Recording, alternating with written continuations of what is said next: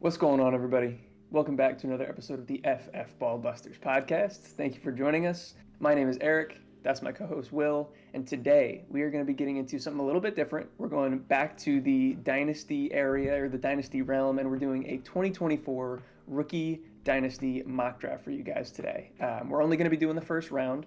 It's still, early in the college season. And so this is kind of to give you just more of an idea of what your 2024 rookie picks are going to be looking like, whether they're early, mid, or late, just to give you an idea of the names that you're going to be looking at in each of those categories. But before we get into it, Will, one, how you doing today? And two, do you have anything to say to the people?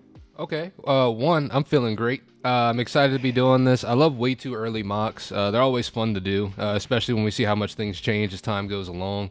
But with that being said, before we get into that, make sure you guys do all that great YouTube stuff. Hit that subscribe button, hit that notification bell. That way you know when we drop all of our latest videos. We have the watch hours. We want to get more subscribers on the channel, trying to keep building things up, and those are the best ways to support us. So hit that like button, help us out in the YouTube algorithm. And with that being said, let's go ahead and get into it. Absolutely. Yeah, let's kick this thing off. I guess we didn't decide who's going to go first. Do you want the first pick, or do you want me to take it? I'll take the first pick because we all already know what it is, you know. It's a layup. I'll let you have the floor. Let's go. Got you. So the first overall pick in the 2024 draft, which is probably going to stay the same by the time we get to the actual drafts, is going to be Mr. Caleb Williams of USC. He's just honestly the golden ticket out of every single quarterback, every single player in this draft, really. He's kind of just a unicorn. People are calling him Patrick Mahomes, but mobile, and that's kind of scary to think about. But just saying that he's was dominant last year. He hasn't slowed down even a little bit this year. It seems like he's even taken a step up, to be honest with you. And I didn't even think that was possible compared to what he did last year. But he came out, called his shot, and he's doing it. He's got a great arm, great efficiency. He's got the ideal size for a quarterback. He's just got everything you could be looking for in a quarterback. And he's got the credentials to go along with it. Hopefully he can bring a national championship home this year. Who knows? But, hey, who knows?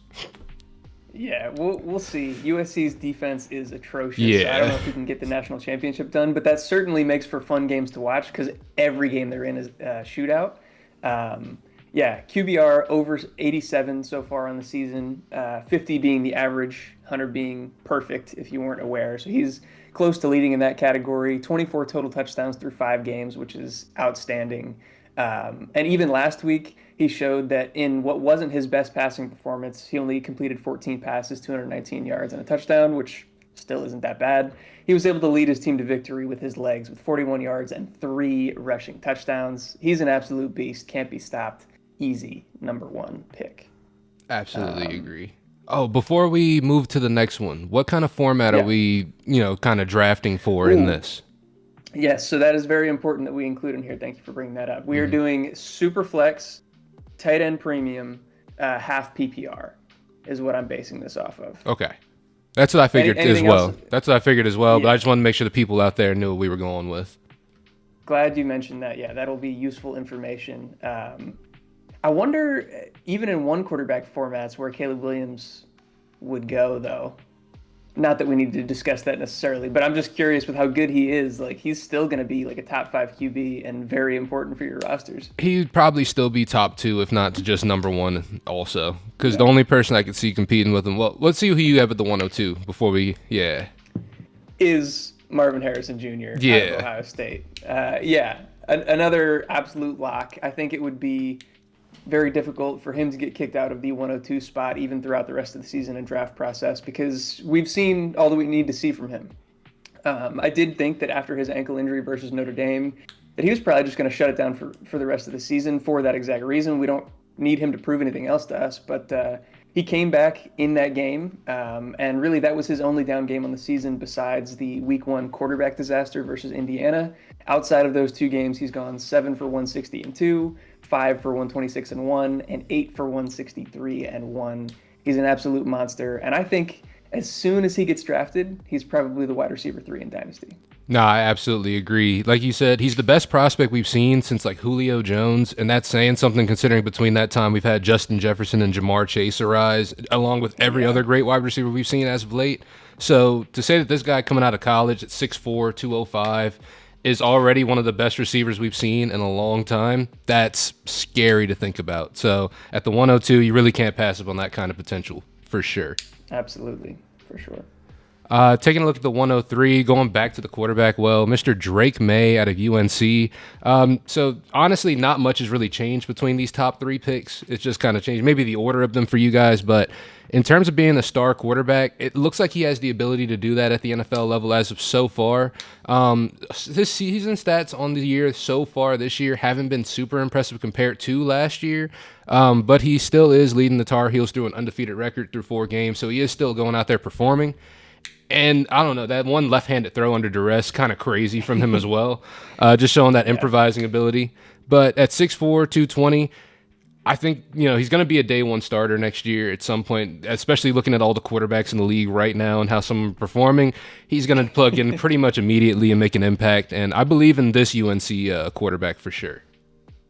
Yeah, I completely agree. Like you said, the statistical season hasn't been quite what some people may have hoped for, but I still think he looks fantastic based on the eye test.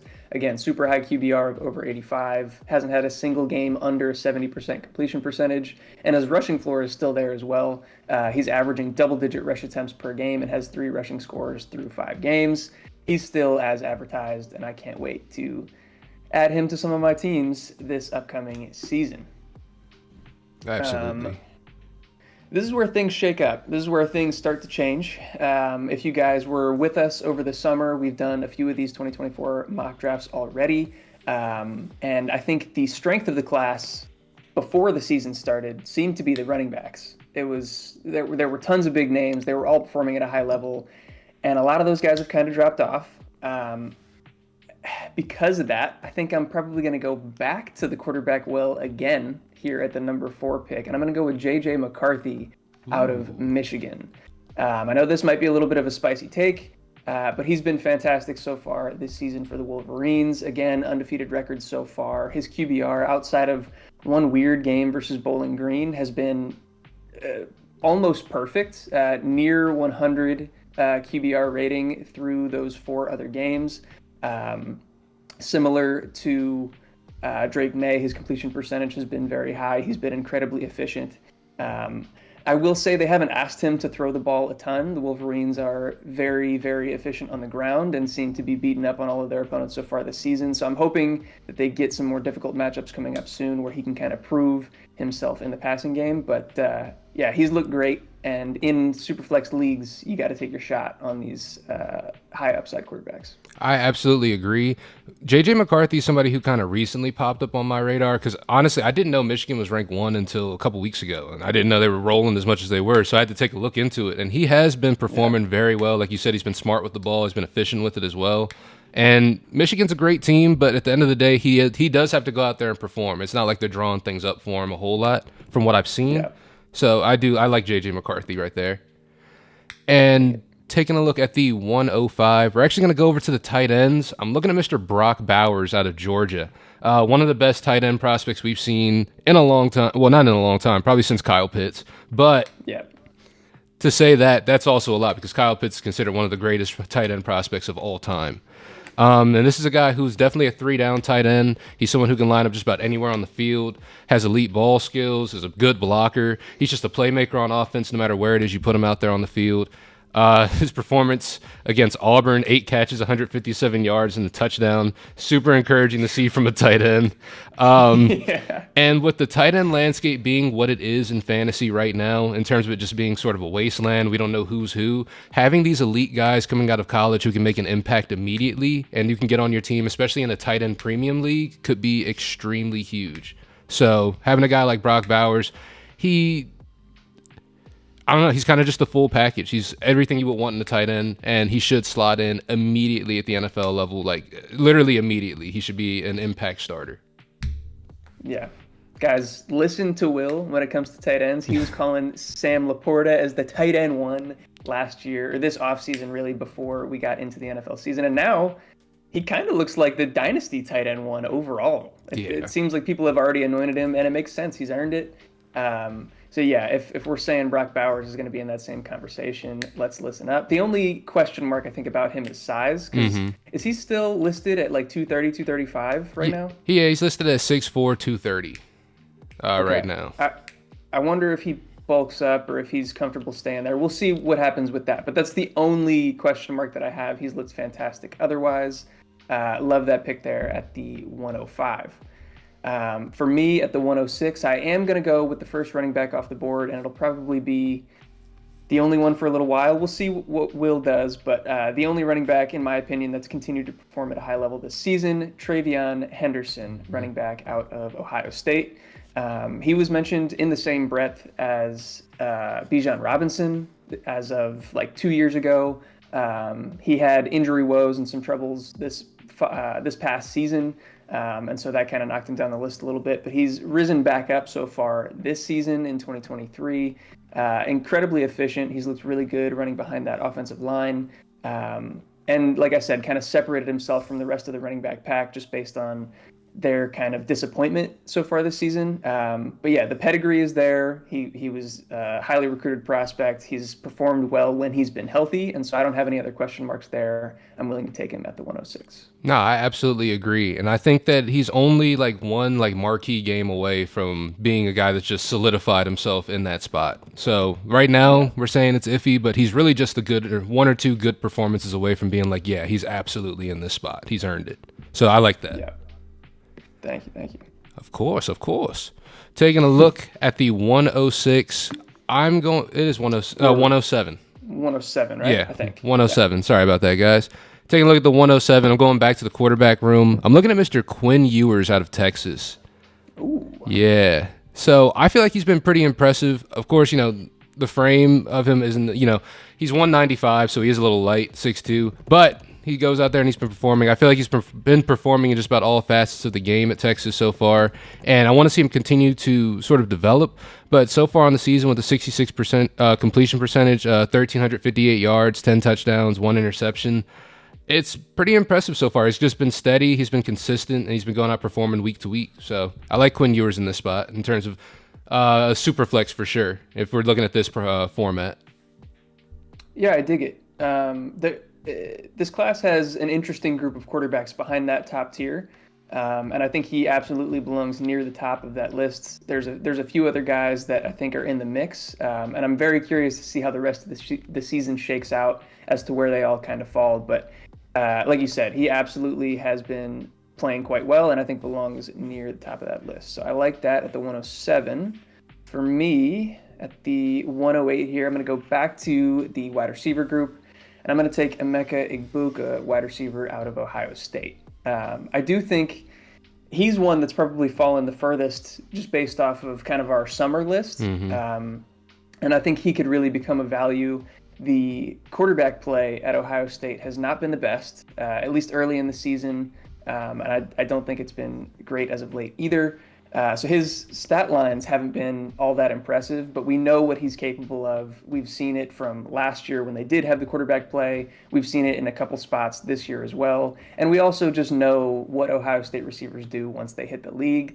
Brian Hartline gets all of these guys incredibly well prepared. I think he's, a very similar type of receiver stylistically to like a JSN.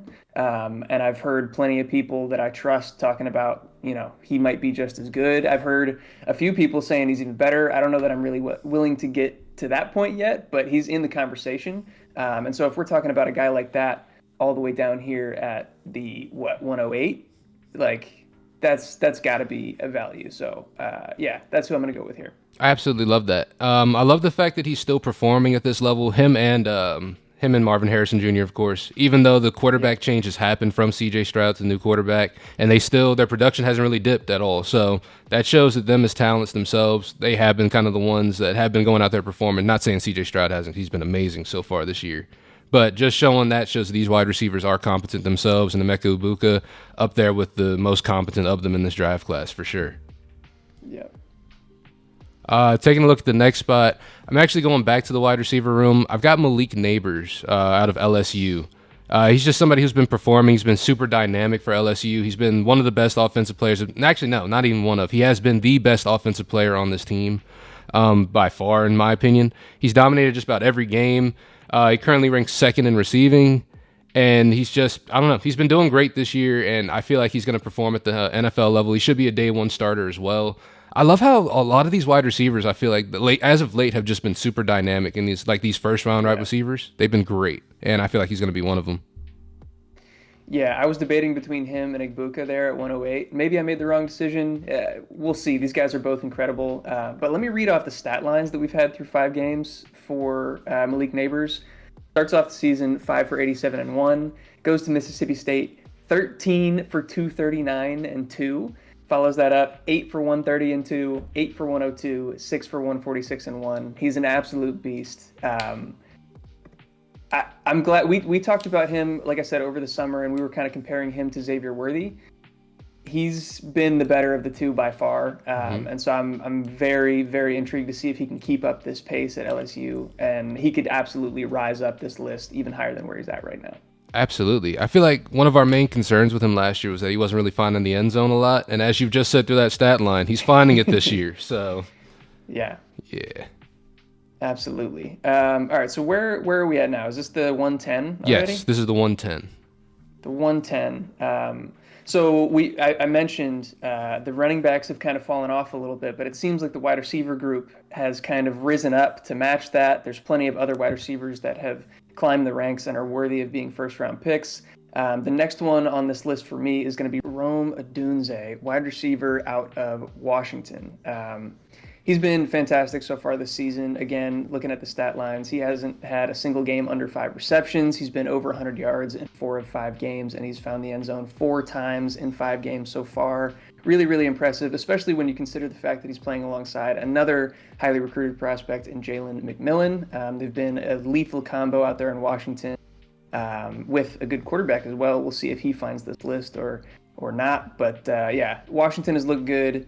Rome Odunze has looked fantastic. He's got the elite kind of prototypical size at 6'3", 215 that you're looking for.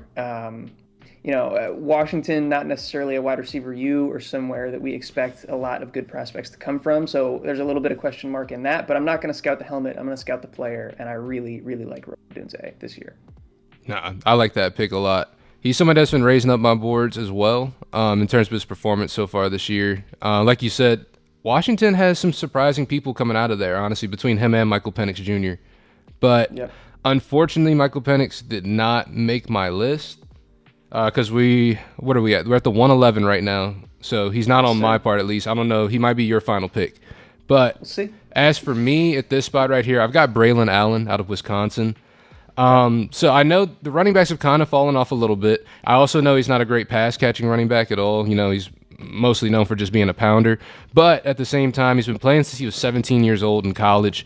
And his freshman year, he ran for 1,200 yards. He's on pace to do that for the 3rd straight time in a row. So in terms of him being a runner, we can't really deny him at this point. And he's only going to be 20 in April. So in terms of our NFL team's going to love this guy, I think so. I think he's going to be a big guy in round 2, round 3 for a team.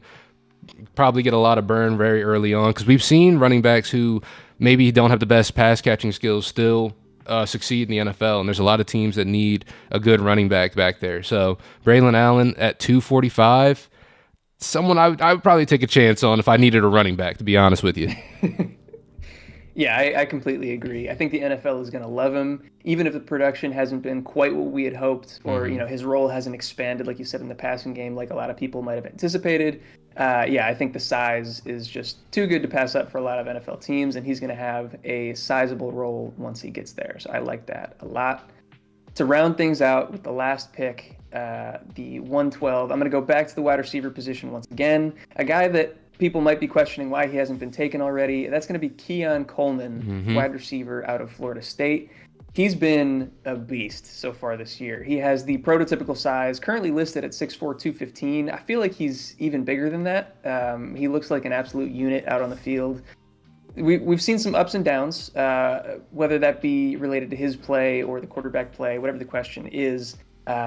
It hasn't been the most consistent ride, but we've seen him absolutely take over and dominate games like he did in week 1 versus LSU, going 9 for 122 and 3 touchdowns. He did something similar again against Clemson, going 5 for 86, 2. He's a jump ball beast. He's elite in that category, like a George Pickens is doing in the NFL right now. Any of those true alpha outside guys can do. I do question kind of his separation ability, his route running ability. I don't know the strong suit right now, but maybe he can develop into that. But just the physical specimen that he is, I think, is going to get him drafted highly, and that's going to give him the opportunity that we need to warrant him being drafted in the first round. Absolutely. And Keon Coleman's one of the reasons why I kind of just love the college football season. We did our way too early mock way earlier, and I don't think he was even anywhere near the list. And now he's made it into the first round, which is amazing. And like you said, he's cooled off a little bit since that week 1 primetime performance, but he's still been extremely solid. He can still perform at all 3 levels. So it's just, yeah, he's got everything you would really need in a wide receiver, and I think the NFL is going to love him as well. Yeah, I will say, you mentioned that he might not have been anywhere near the list. We did have him as an honorable mention, and that was prior to the transfer even, when he was still at Michigan State, where he was clearly a physical specimen, an athletic monster, but just wasn't getting the production because Michigan State wasn't featuring him. But then he got the transfer, and now he's been fantastic. So you love to see that. You want to talk about any honorable mention names? Anybody that just missed your list? I have some names as well. There's always some of the weirder names that I've thought about for this that I thought like maybe would come near this list, maybe would be in the second round, like Shedeur Sanders. If he were to declare for the league, I feel like he would get drafted in the first round as well and could get a good opportunity. Obviously, we talked about Michael Penix Jr. Bo Nix is making a great case for himself as a quarterback in college right now. Other than that, do you have any? Oh, we talked about Blake Corum before the cameras were rolling from Michigan as well. Someone who's been stepping up. We thought that Donovan Edwards would be the person more featured in the backfield, but Blake Corum's actually been balling out this year. Do you have anybody else that you wanted to talk about here? Yeah, I think Xavier Worthy deserves a shout. He's somebody that was well within our first round range earlier this offseason and performed well to start the season. Has cooled off just a little bit. Troy Franklin, wide receiver out of Oregon. Adonai Mitchell, another Texas wide receiver. Raheem Sanders, he was a guy that we had talked about as potentially being the running back 1 in this class. I don't know what happened to him. He was so efficient. He was great in the receiving game, and his production has completely fallen off a cliff. I know that he put on even more weight this offseason, and so I wonder if that's just slowed him down too much, if he needs to shed some of that weight. We'll see where he ends up. And then, Shedeur Sanders also on my list. But yeah, I think that'll probably round it out. I hope you guys enjoyed. I hope you guys learn something from this. If you have any questions, anything to add, anybody we missed, make sure to leave it all down in the comments below. We respond to everything. We'd love to engage with you, talk with you about this upcoming 2024 class that's looking fantastic. Make sure you're loading up on those 2024 picks. If you haven't already, it might be too late at this point. We'll see. But yeah, hope you guys enjoyed, like I said. Also, check out the link in the description for our Discord if you want to have an even deeper conversation with us and some of the community that we've built up over there. We would love to add you to that group. And then YouTube stuff, like we mentioned at the top, if you guys could help us out, we are a growing channel and we're trying to grow as fast as we can. So if you could hit that sub button, we know that people are watching, but we want to get those sub numbers up, so help us out. Hit the like button as well, hit the notification bell so that you get notified for all of our latest videos coming out. And like I said, leave a comment. All that good YouTube stuff would be very, very much appreciated. So thank you for that. But yeah, that's all I got. Will, you got anything left to say to the people? Make sure you guys check out those links down in the description below to all of our sponsors over at Dynasty Owner, over at the League Winners, our partners over there, and our sponsors Sleeper and Underdog Fantasy. You can also check out our other sponsor at Do Numbers for some great merch and 15% off using our promo code. I'm wearing a shirt right here. But with that being said, if you guys made it this far into the video, as always, we love you, and we'll catch you in the next one. Peace. Peace.